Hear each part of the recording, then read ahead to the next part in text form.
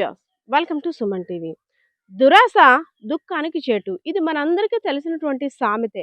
అయినా సరే కాస్త తక్కువ డబ్బుకి ఎక్కువ బంగారం వస్తుందంటే ఎవ్వరైనా సరే కొనడానికి ఇంట్రెస్ట్ చూపిస్తుంటారు.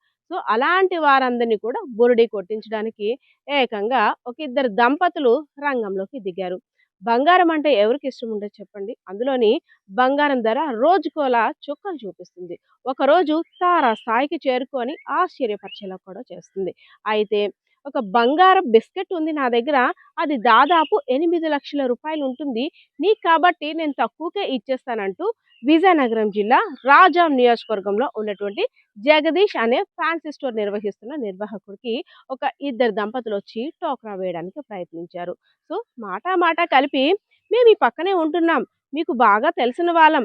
కాకపోతే మమ్మల్ని మీరు పెద్దగా గమనించలేదంటూ కూడా రోజు వెళ్ళి రోజు ఏదో ఒకటి కొనడం జేసేవారు. సరే తెలిసిన వారే కాబట్టి అందులోని బంగారం నాణ్యతను చూడకుండా నేను కూడా డబ్బులు ఇవ్వను కదా!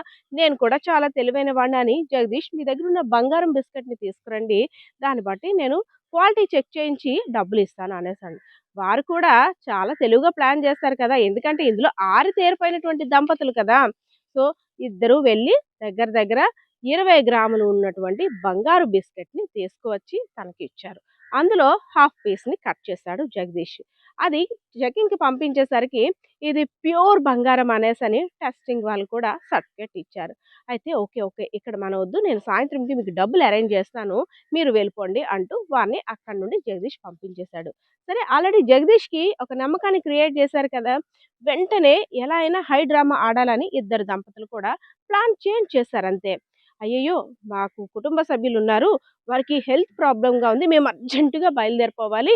ఎలా అయినా సరే హాస్పిటల్ బిల్ కట్టాలంట వాళ్ళకి. ఎలా అయినా సరే మాకు డబ్బులివ్వండి. సరే ఆ 20 తులాల బంగారు బిస్కెట్ కాదు గానీ, 8 తులాల బంగారం బిస్కెట్ ఉంది. మాకు 6,00,000 ఇప్పించండి చాలు అనేసని అతన్ని ప్రాధేయపడ్డారు. అరే! కష్టమంటే ఎవరిదైనా కష్టమే కదా! పొద్దున్న కూడా తీసుకొచ్చి బంగారాన్ని టెస్ట్ చేస్తే ఒరిజినల్ బంగారం అని తేలింది కదా! సరే అనేసని ఈ బంగారాన్ని కూడా టెస్టింగ్‌కి వెళ్దాం పదండి అని ఇద్దరు దంపతుల్ని అన్నారు. అన్నా మా మీద కూడా మీకు నమ్మకం లేదా? ఎందుకు మమ్మల్ని నమ్మటం లేదు? ఫస్ట్ డబ్బులివ్వండన్నా. మేము వేరే వాళ్ళకి ఇవ్వాలి. మీ వెనకాతలే ఉంటాము. టెస్టింగ్ వరకు వస్తాము. అది ప్యూరిటీ చెక్ చేసుకున్న తర్వాతే మేము లెఫ్ట్ అవుతామని సరే ఎవరికైనా కష్టాలుంటాయి కాబట్టి సరే అయిందని బంగారం 6,00,000 ఇచ్చాడు.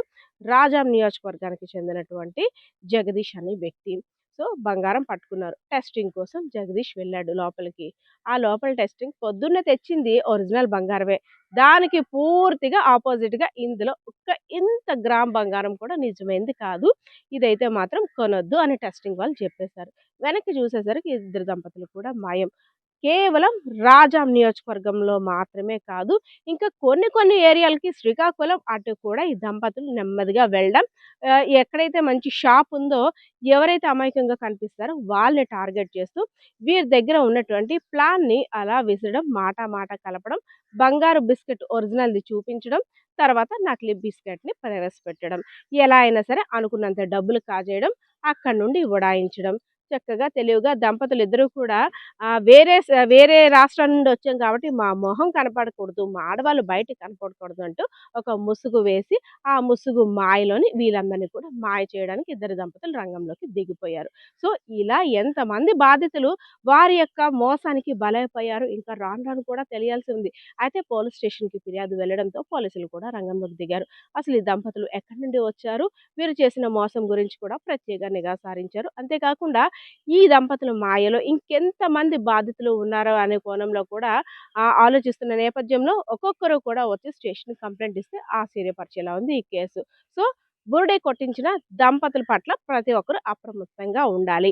బంగారం తక్కువ రేట్‌కి వస్తుందంటే మాత్రం ఎవ్వరు కూడా ఆశపడి దయచేసి కొనవద్దు. మోసపోవద్దు. స్టేషన్‌ల చుట్టూ తిరగొద్దు. మోసపోయామంటూ కూడా పోలీసులు హెచ్చరిస్తున్న పరిస్థితి కనిపిస్తుంది.